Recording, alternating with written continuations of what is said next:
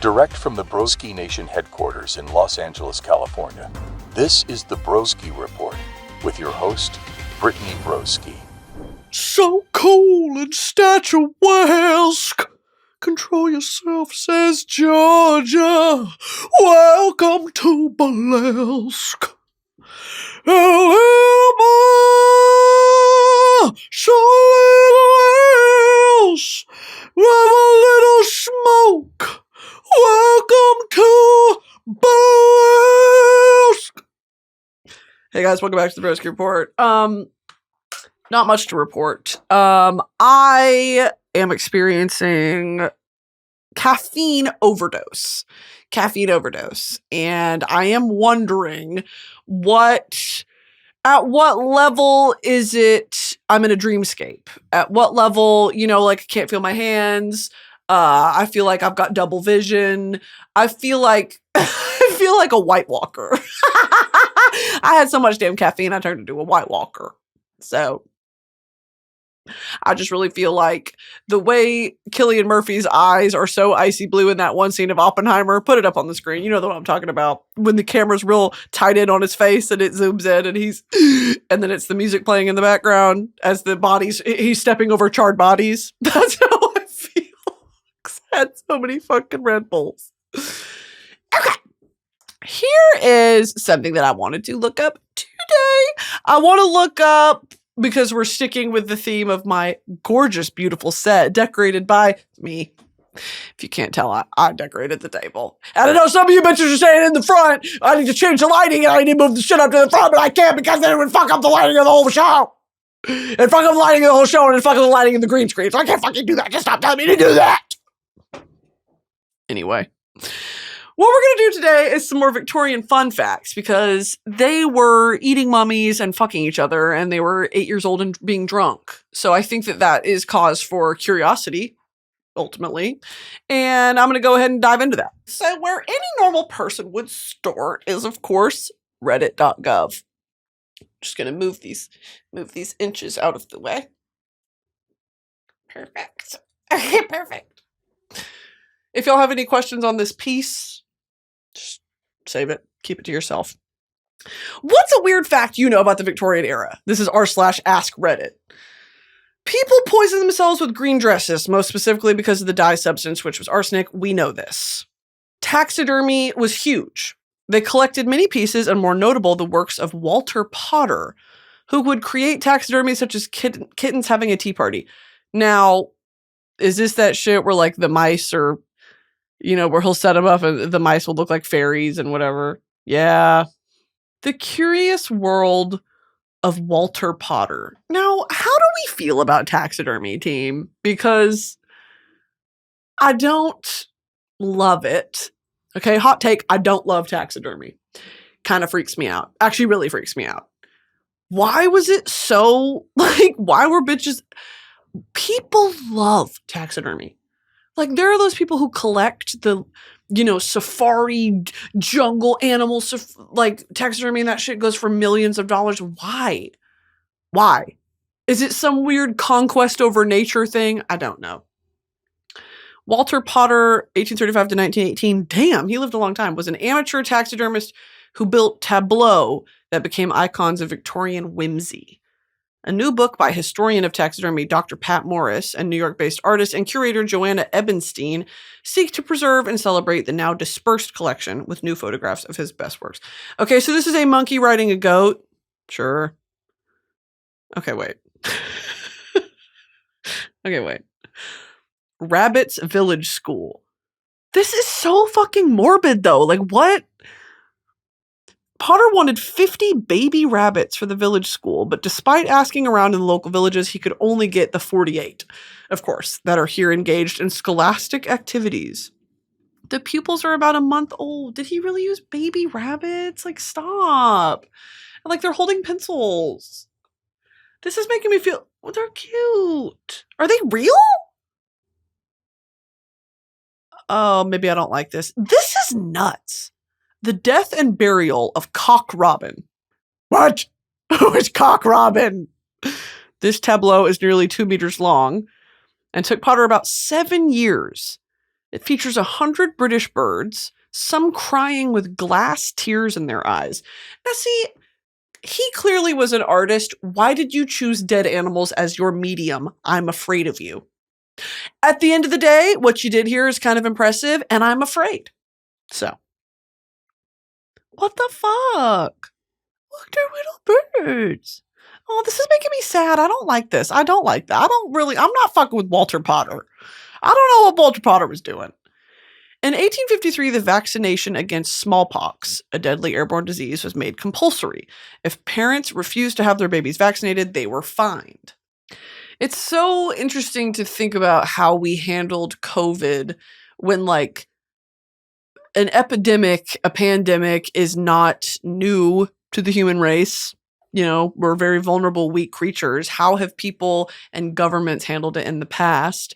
And was it considered successful? Was it considered blasé? Was it considered not enough? Was it too much? Like finding people, all that, you know, it's like all of these are viable options to get people to vaccinate their kids. But at the same time, like, what? I don't know. I think it's interesting to read about it. Smallpox was one of the most common causes of death in Britain at the time and had a mortality rate of 30%. Those who survived were often blinded and or scarred. Victorian health reform.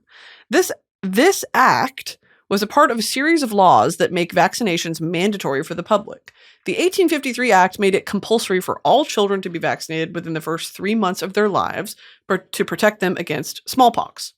If the parents of these kids refused to comply with the law, they were subject to pay a fine and could even spend time in jail. What? Immediately after the passing of the 1853 law, resistance to vaccinations began among the public. Violent riots occurred in Mitford, Ipswich, Henley, and various other towns. And that same year, an anti-vaccination group, there's always fucking anti-vaxxers, the Anti-Vaccination League was founded in London and provided an outlet for those who were opposed to the new laws. Okay, do you want to know? I'm actually going to just pivot really quick and the light is also making my eyes burn. And I had 100 million cups of coffee, so my body's kind of failing right now, if you guys don't mind. My body's shutting down on camera, not clickbait.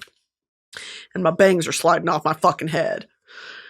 Here's something that I have been interested in since my first read of The Secret History by Donna Tartt. The idea of a bacchanal, Bacchus, Dionysus. The idea of carnal elation.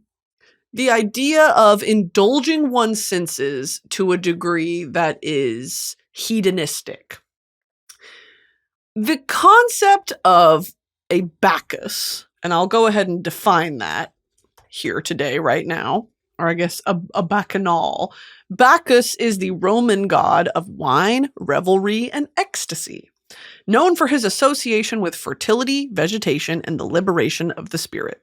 He is the Roman equivalent of the Greek god Dionysus and is depicted with his followers, the Maenads and satyrs, in frenzied celebrations. And satyrs, which British people pronounce satires, that's something different, bro. That's something different in America, by the way.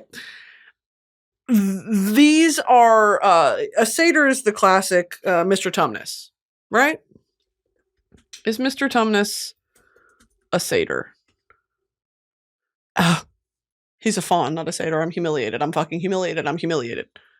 While both are mythical creatures with the upper body of a man and the lower body of a goat, Mr. Tumnus is a faun. A gentle, peaceful woodland creature, in contrast to the wilder, more aggressive nature of satyrs in Greek mythology. Okay, but they're both half man, half goat. So, fuck C.S. Lewis and his interpretation. I'm talking about Greek and Roman satyrs. Okay, so it's this concept through a bacchanal, which let me double check that that's bacchanal pronunciation. Bacchanal. Sure, bacchanal. I'm from the South. I'm addicted to the concept of this because, of course, revelry in any form is fun to read about. It's fun to write about, especially this reckless abandon that the characters in The Secret History experience this with. And now the context of The Secret History, for those who don't know and maybe don't plan on reading it, which I encourage you to read. It is my favorite book of all time. These are all classics students. So they're studying the Greeks. They're studying Greek as a language, the like Greco figures and themes and topics and pillars of Greek society that, you know, a lot of people, the way they're fascinated with the Romans and they think that Roman morals and ideals should be brought back today, there's a kind of fascination with that in this sense for the main characters in The Secret History. So much so that they decide they're going to have a Bacchanal on their own. And they go out and they create it, and some pretty horrific things happen during this Bacchanal. And they're under the influence of so many different things. And it's such levels of ecstasy that the rest of the book is kind of dealing with what the consequences of this were. And I think, you know, I think that there's, obviously I'm not a historian. I don't know if you can tell, but there is this historical interest in what were the Greeks trying to achieve through a Bacchanal, or, you know, what was Bacchus's, I guess, mission other than to create and curate chaos.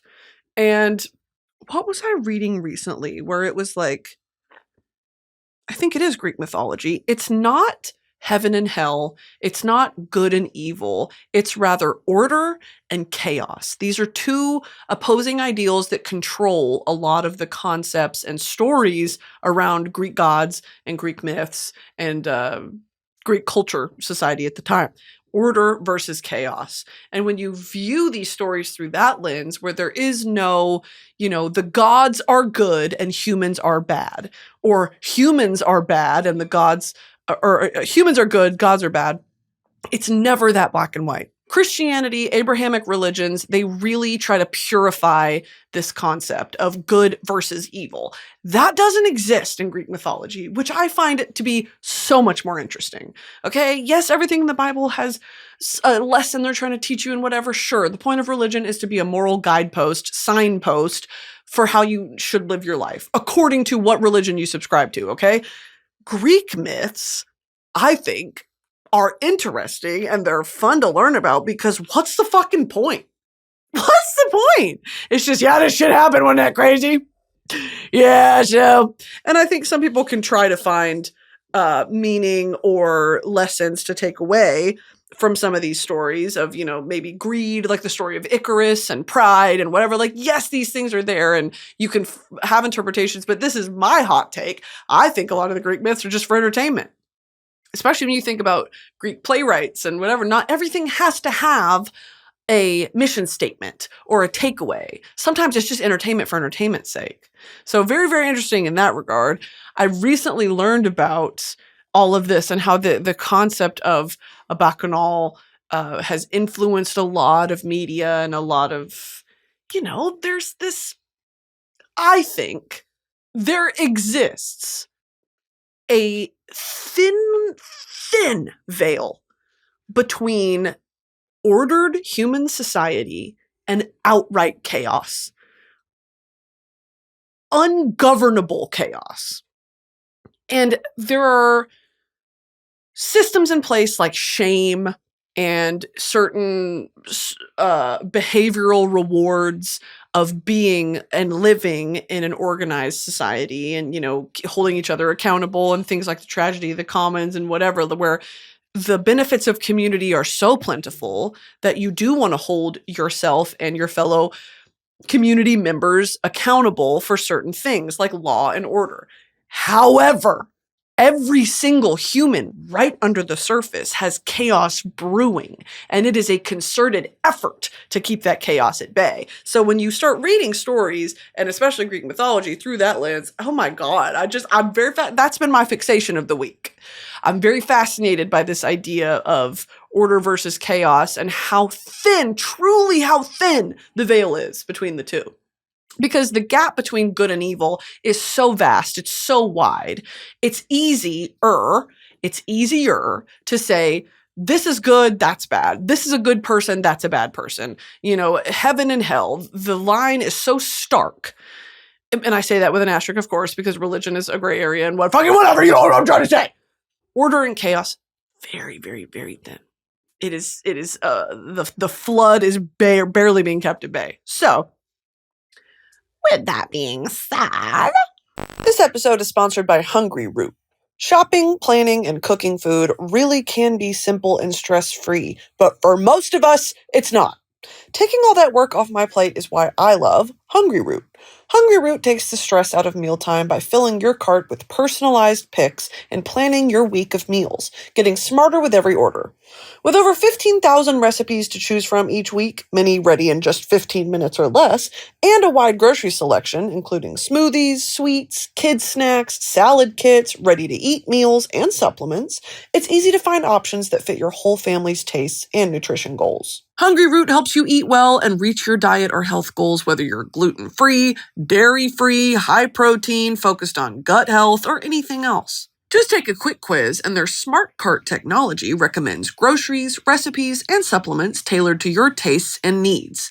Hungry Root helps you save by reducing food waste, avoiding impulse grocery buys, and skipping last-minute restaurant takeout. Their Best Price program ensures you get great value on over 100 popular products. And with my offer, you'll get a free item, like a premium protein, veggie, or sweet treat in every box for life. Hungry Root holds all its food to high standards, screening out over 200 additives, including high fructose corn syrup, artificial sweeteners, and preservatives. They source only high-quality meat and seafood with no hormones or antibiotics. They offer organic produce and non-GMO options and carry trusted healthy brands like Oatly, Vital Farms, Ithaca Hummus, Harmless Harvest, and many more. Since I had my gallbladder removed, y'all know that I eat a very specific and demanding diet, and Hungry Root helps me find low-fat, dairy-free options to keep in the fridge for meals and when I'm feeling snacky, so I'm not just eating junk and acting like I don't know why my stomach hurts. You feel me? Take advantage of this exclusive offer. For a limited time. Get 40% off your first box, plus get a free item in every box for life. Go to hungryroot.com/broski and use code broski. That's hungryroot.com/broski, code broski, to get 40% off your first box and a free item of your choice for life. hungryroot.com/broski, code broski. Hello. This episode is sponsored by ZocDoc. Remember that doctor's appointment you were supposed to make a while ago? Yeah, the one you meant to book and completely forgot about until now? You know, that dentist appointment for your biannual cleaning? How about that dermatologist visit for that mole you keep meaning to get looked at? Rash you diagnosed with Google but still haven't checked out? Guys, why not book it today? ZocDoc makes it easy to find the right doctor right now, and it's all online. You might even be able to book an appointment before the end of this ad read. ZocDoc is a free app and website where you can search and compare high-quality in-network doctors and click to instantly book an appointment. With ZocDoc, you can book in-network appointments with more than 100,000 doctors across every specialty, from mental health to dental health, primary care to urgent care, and more. You can filter for doctors who take your insurance, are located nearby, are a good fit for any medical need you may have, and are highly rated by verified patients. You can also filter based on specific preferences, whether you're looking for a female doctor, someone who speaks a specific language, someone who has availability that fits with your work schedule, or has an opening in the next day or so. Once you find the right doctor, you can see their actual appointment openings, choose a time slot that works for you, and click to instantly book a visit. Appointments made through ZocDoc also happen fast, typically within just 24 to 72 hours of booking. More often than not, you can even get same-day appointments. Y'all all know I found my dermatologist through ZocDoc, and he keeps my moles in check. Stop putting off those doctor's appointments and go to ZocDoc.com/broski to find and instantly book a top-rated doctor today. That's ZocDoc.com/broski. ZocDoc.com/broski. ZocDoc.com/broski. Bacchus and Dionysus. There is no fundamental difference between the two. Bacchus is simply the Roman name for the Greek god Dionysus. While both names refer to the same deity of wine, ecstasy, and revelry, their cultural perception and portrayal differ slightly. Dionysus often is seen as a young, athletic demigod of emotion and chaos, and the Roman Bacchus sometimes depicted as a plump, middle-aged, drunken figure associated with pleasure and festivity. So they are the same they serve the same function, I guess, of hedonism and carnal pleasure. And I watched this really interesting podcast that I think is wrong. Let me see what it was. It's this podcast called The Rest is History. And I watched one they did on Bacchus. And I was so fucking intrigued because they touch on y'all know I'm obsessed with madness. I'm obsessed with female madness. I'm obsessed with being pushed into that mental state based on the kind of overindulgence of artistic fancy. Does that make sense? Like people who go so far deep into their own minds to pursue some artistic endeavor that they lose their fucking shit. I'm very fascinated by that. And if I were ever to do kind of an essay, if I were to go back to school and do an essay, I would kind of want to write about that, of like when you reach so far deep into your own mind to find what's going on and then you can't come out again. I'm very, very okay. So in the academic definition of like madness, and then in this context of like a Bacchic madness, which I guess let's look up what that is. Okay, this is on r/Dionysus. The Dionysian ritual madness. What is a Dionysian madness? It's a harder question to answer than it sounds, because it's hard to get across just what Dionysian madness is without having experienced anything close to it yourself. But I'm currently reading The Secret History of Donna Tartt, yes, because Dionysus told me to, and that novel has some stunning descriptions of Dionysian madness. It is a Bacchae-inspired murder story in which a group of college students deliberately host a bacchanal and end up killing someone in their frenzy. Spoiler alert. One of these students, Henry, gives us this splendid description of Dionysian ecstasy. Here we fucking go. This is what I wanted. And if my bangs are fucked up, don't say anything. It was heart-shaking, glorious, torches, dizziness, singing, wolves howling around us, and a bull bellowing in the dark. The river ran white. It was like a film in fast motion, the moon waxing and waning, clouds rushing across the sky. Vines grew from the ground so fast they twined up the trees like snakes. Seasons passing in the wink of an eye, entire years for all I know. I mean, we think of phenomenal change as being the very essence of time, when it's not at all. Time is something which defies spring and winter, birth and decay, the good and the bad, indifferently. Something changeless and joyous and absolutely indestructible. Duality ceases to exist. There is no ego, no I, and yet it's not at all like those horrid comparisons one sometimes hears in Eastern religions. The self being a drop of water swallowed by the ocean of the universe. It's more as if the universe expands to fill the boundaries of the self. How do you know what Dionysus is? Said Henry, a bit sharply. What do you think it was we saw? A cartoon? A drawing from the side of a vase? I just can't believe you're telling me you actually saw. What if you had never seen the sea before? What if the only thing you'd ever seen was a child's picture? Blue crayon, choppy waves. Would you know the real sea if you only knew the picture? Would you be able to recognize the real thing even if you saw it? You don't know what Dionysus looks like. We're talking about God here. God is serious business. That was a quote from the book. This idea of the universe expanding to fill the boundaries of the self is a perfect way of putting it, in my mind. Dionysian ecstasy is not a state of sinking into the universe, but rather feeling the universe suddenly rage within you. It's comprehending the entire sublime absurdity of the world all at once, letting it through you, letting it not make sense. It is a communion with the natural world. The only thing this sort of mystical experience is comparable to is orgasm, and well, let's just say that's no accident. Bitch! And as we know, orgasm means little death. It means little death. Dionysian madness, to me, is a way of comprehending the universe that allows for things that are irrational and disturbing. All humans have darkness within. This is what I was talking about earlier. Yeah, he's kind of put it into words. All humans have darkness within. All humans can be barbaric and savage, with the buried potential to tear a living thing to bloody pieces.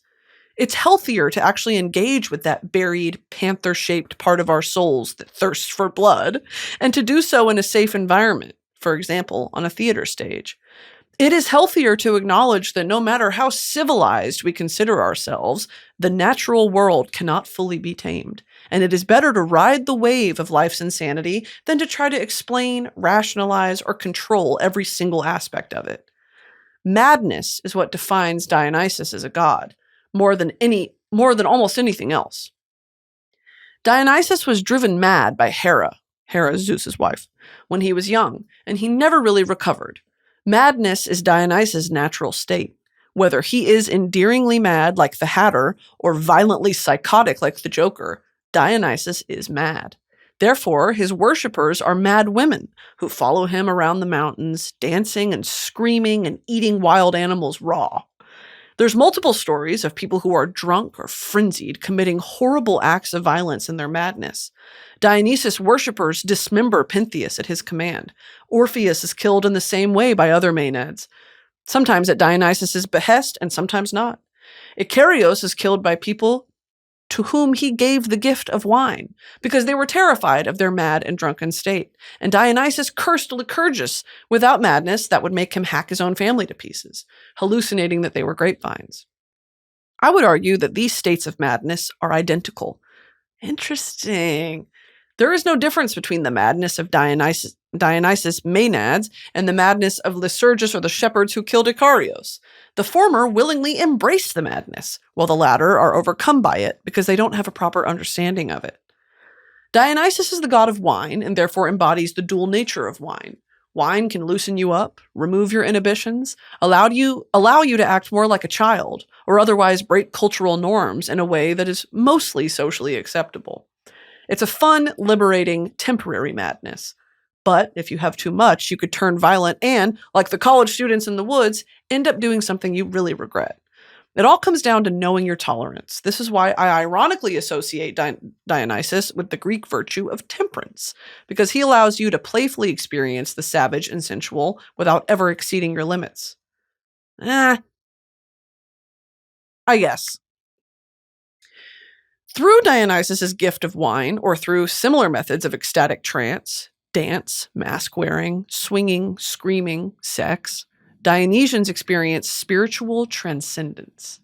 Now see, so many thoughts, so many things to say. Spiritual transcendence.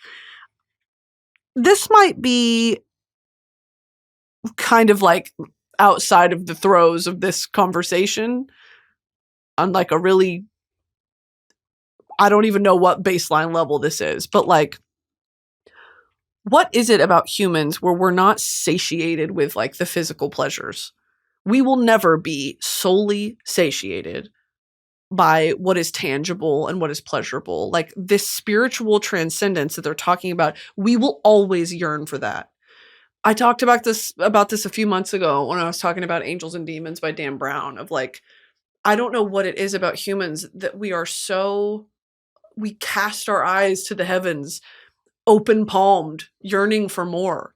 We seek meaning, we seek purpose, we seek the intangible, and it's not promised, and it's very rare that we actually find it. And I think that's what separates us from other animals is, you know, this higher level of consciousness of why do we need to be spiritually transcended? And I think that the fact that the question is still unanswered, to me, is kind of awesome. It's kind of awesome.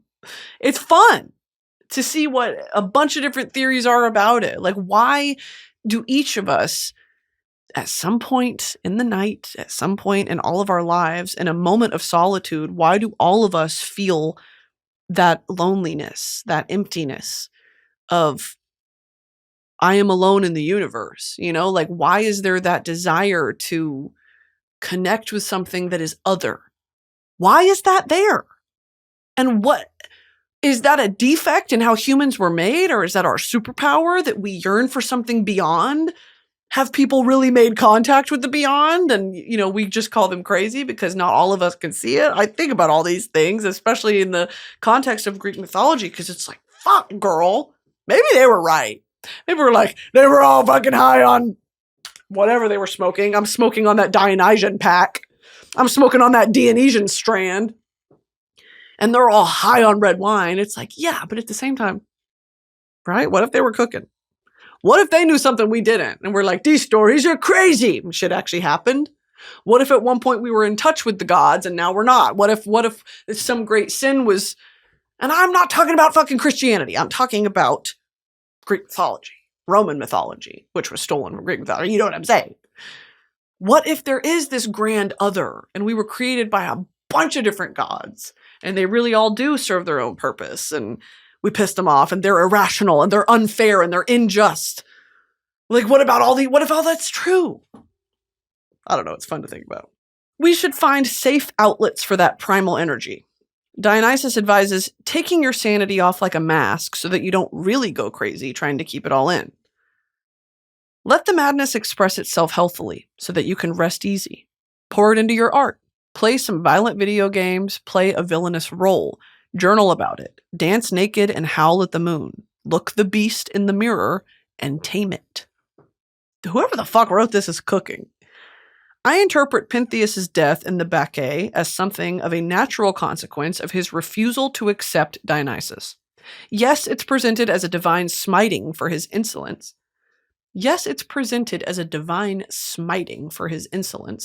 But the particular grisly manner that Pentheus dies, which is the same way in which Dionysus himself died, implies a spiritual initiation or rebirth. How did Dionysus die? Ow! He was dismembered and eaten by the Titans. So, though he was resurrected and is considered a twice-born god because of this cycle of death and rebirth. In other myths, Dionysus dies when his mother Semele is incinerated by Zeus's divine form, or when he is torn apart by his own followers, such as his mother and aunts in the case of King Pentheus. Yeah, there's some crazy. Zeus ran off with this woman, Semele, and Semele is Dionysus's mother. And Hera does some fuck shit where she's like, Hera appears to Semele and says something like, "You think you know him? Okay, fine. Ask him to reveal himself." She's like, "That's Zeus. You're fucking Zeus." And she's like, "No, I'm fucking not. This is just some guy." And she's like, "Okay, ask him to reveal himself to you." Because I think he appeared to her in the form of an eagle or something. And so Semele is like, "Fine." So she's laying in bed with Zeus one night and she goes, "Can I ask you something?" And Zeus is like, "Yeah, anything, baby, anything." And she goes, "Will you reveal yourself to me? If you really are him, show me. I want to see. Don't lie to me." And he's like, "Please don't make me do this. Please don't make me do this."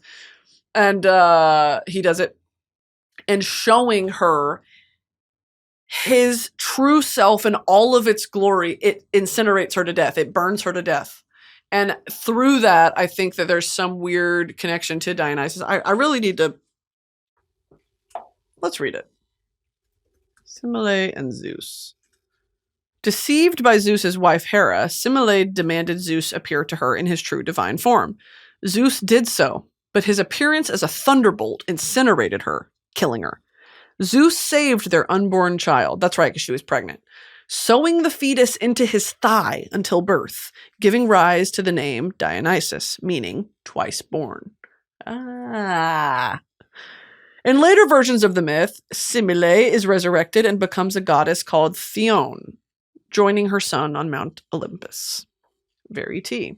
Yeah, and she was the daughter of the Theban king. I mean, it's just all, it just goes on and on and on and on and on. But I've really been, okay, back to because I'm just addicted. I'm addicted to the concept of madness. I'm addicted to, in what cases can you get away with madness? You know, like in what societal norms is it acceptable? Like drinking or smoking or whatever, you know, regionally is the house flavor. And on the flip side, when is it criminalized? When is it shat upon? When is it considered a disability? When is it considered all these things? It's like, how do we even begin to rank when the mind loses itself or when the mind fails? I don't know. And is it failure or is it unlocking? I could talk about it for hours. Secondly, this is still this author on Reddit. It is extremely important to me that Dionysian madness is spiritual in nature. That seems almost oxymoronic. So many other spiritual and mystical traditions emphasize detachment from the world, whatever that means. Fast, pray, don't have sex, don't drink wine, be emotionally disciplined, keep yourself pure and above temptation and desire. Dionysian spirituality is about surrendering to that desire, to raw emotion, passion, carnality, savagery. And in that, we find the divine. So you know what I mean? And I also think it's important to note here that religion has always been a tool to control people. Sure, there is a side of it that deals with salvation and whatever that may look like for each person and everyone's idea of, am I good? After I die, am I good? Is my mortal spirit going to be taken care of? My mortal soul once I pass on? Yes, that is a selfish part of it. Am I okay? Will my family and the people I love be okay? Will I reunite with them someday? That is a very human curiosity to have. And you do things in life, you navigate your life trying to almost secure that. And of course, that's a gray area, but this idea of if you remove that, if religion is not, for the Greeks, a way to control your fellow man, then that opens up a whole new can of worms, of this for real. What did he just say? Surrendering to that desire, raw emotion, passion, carnality, savagery, and in that we find the divine. Like, what the fuck? That is so anti everything that the Christian church teaches you. To participate in the revelry is actually how you find. Come on. In that, we truly feel that we are a part of the universe and not separate from it. Dionysian madness is the madness of nature, the madness that accompanies birth and sex and death. Instead of suppressing everything that makes us uncomfortable or that's dismissed as decadent, we can find God in it. Damn! The romantic notion of the sublime is based on the idea that nature is ultimately something ineffable and unconquerable, not something that humans can ever completely understand with science or control with industry. The romantic sublime is inherently intertwined with terror. When the magnificence and brutality of nature just hits you. Oh my God, wait, I'm getting excited. I can't even talk because this is my special interest. Okay, I guess my special interest is Dionysian madness. So awesome. This episode is sponsored by Shopify. When I started this podcast, I had a lot to figure out.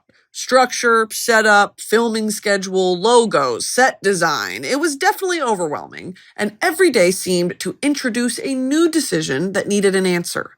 When you're starting off with something new, it seems like your to-do list keeps growing every day with new tasks, and that list can easily begin to overrun your life. Finding the right tool that not only helps you out, but simplifies everything can be such a game changer. For millions of businesses, that tool is Shopify. Shopify is the commerce platform behind millions of businesses around the world and 10% of all e-commerce in the US, from household names like Mattel and Gymshark to brands just getting started. Get started with your own design studio. With hundreds of ready-to-use templates, Shopify helps you build a beautiful online store to match your brand's style. Accelerate your content creation. Shopify is packed with helpful tools that write product descriptions, page headlines, and even enhance your product photography. Get the word out like you have a marketing team behind you. Easily create email and social media campaigns wherever your customers are scrolling or strolling. And best yet, Shopify is your commerce expert with world-class expertise in everything from managing inventory to international shipping to processing returns and beyond. If you're ready to sell, you're ready for Shopify. Turn your big business idea into success with Shopify on your side. Sign up for your $1 per month trial and start selling today at shopify.com/broski. Go to shopify.com/broski. Shopify.com/broski. Go now. I think about this all the time, but I never know how to, I can't articulate it. When I see a huge mountain, when I see a vast ocean, I genuinely get scared. This is so much bigger than me. When you think about things like floods, hurricanes, lightning, these are things that you think you can tame as a human. You think that you can have everything in place for when that happens. I will be okay. No. That is the one thing we cannot tame. And the more we try, the more we fail to tame nature. Okay? So this idea is so fucking period. And it is honestly very validating because I'm afraid of nature a little bit. I'm afraid of it because I'm in awe of it. Because it is so much more infinitely powerful than I am. And ultimately I'm at its mercy. And that's a terrifying idea to me. Okay? Is anyone else fuck with what I'm putting down? Are y'all getting what I'm putting down? Whatever. When you see Dionysus, really see him, not just a child's picture, he is downright eldritch. Now we're going to go ahead and look up eldritch. Strange, eerie, unearthly, often in a supernatural or frightening way that inspires fear or wonder. Yeah, period. Great use of that word. He is downright eldritch. Eldritch. Hiding behind that image of a handsome boy with ribbons in his hair is a Lovecraftian abomination. And I've talked about Lovecraft on this podcast before, so y'all should know about Lovecraft and his monsters.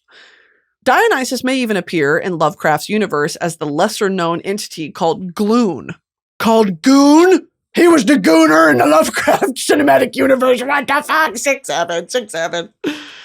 It will alchemically break down your mind and then reconstruct it. It is beautiful. It's terrible. And just looking at it will make you suddenly understand everything. But you have to be somewhat mad already for your brain to take it. Girl, this shit is so period to me. It's so period. Here's another quote from The Secret History.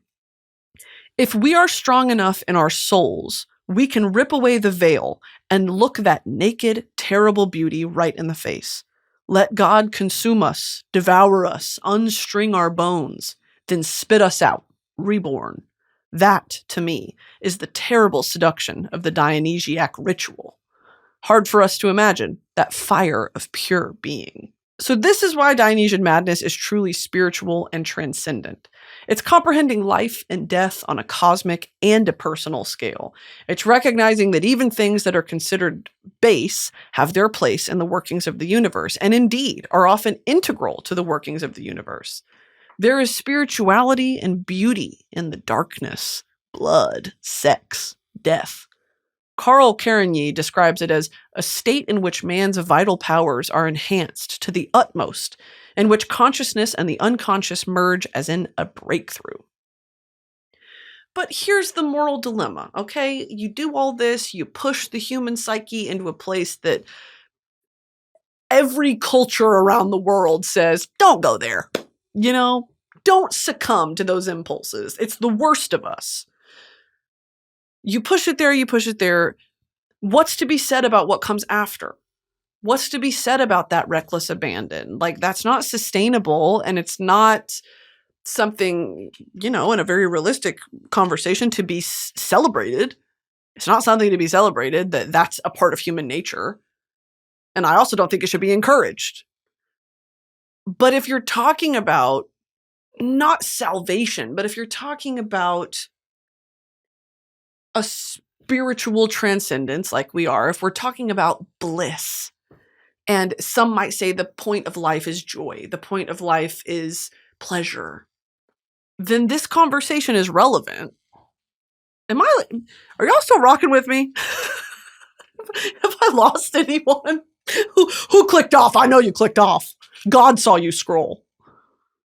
But does this make sense? It's like, this is an interesting conversation, but of course it has guardrails. There are bowling guards up on how much pleasure is too much pleasure. The synthesis of dualities is a common occult idea that fully expresses itself here. In addition to the dual nature of wine, Dionysus embodies so many dualities. He is the savagery hiding within civilization, beloved by the Athenians who so valued how civilized they were. He is usually considered male, but often looks androgynous and dresses like a woman, which is even more significant in the very misogynistic environment of ancient Greece. He shatters cultural taboos, everything from homosexuality to cannibalism, and offers marginalized people like women and LGBTQ+ people a place to be themselves. He is the bridge between human and divine, having had a human mother and literally possessing mortals with wine-induced enthusiasm.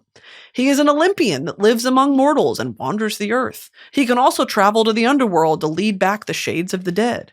He is loud and frenzied in the summer, quiet and gentle in the winter.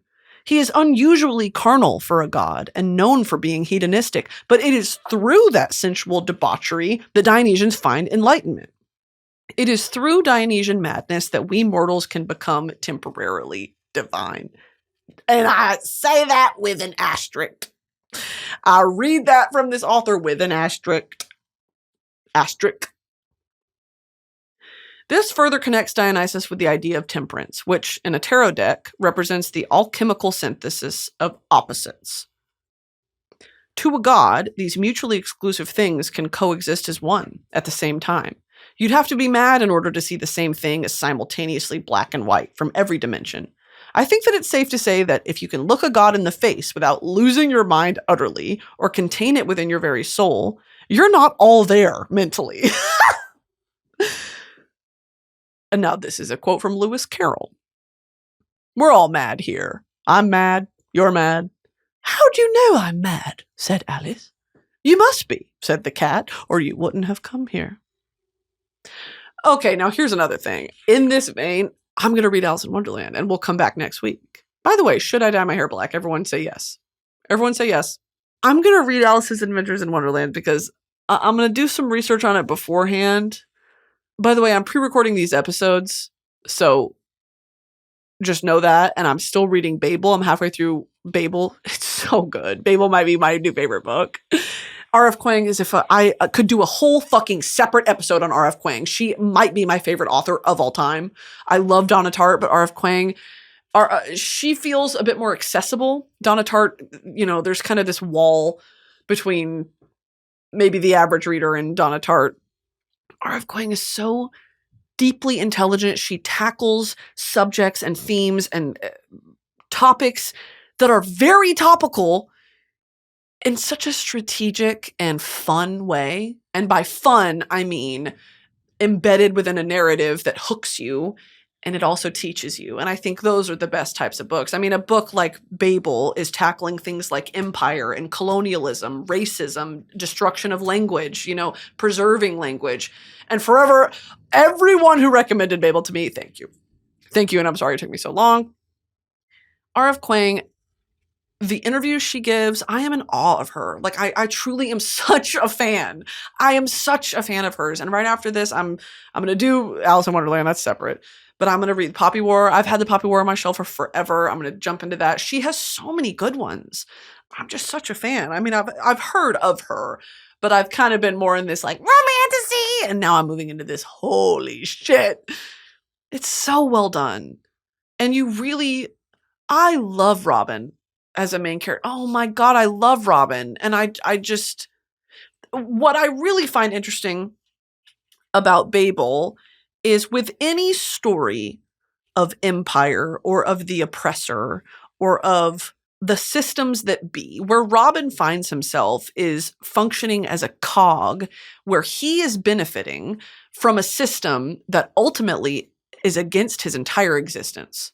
And he has now been sucked into this pyramid scheme of making sure the empire runs as it should. And he's one of the lucky ones. What's to be said about his community, other people like him? Like this same empire killed his mother. And now he's reaping the benefits of empire. So what do you do? And so he makes the decision to aid the rebellion. And that's where I'm at right now. I'm halfway through the book and he's just started to assist in this rebellion through some crazy characters. And I'm like, yeah, actually, that's the way to do it. Man on the inside.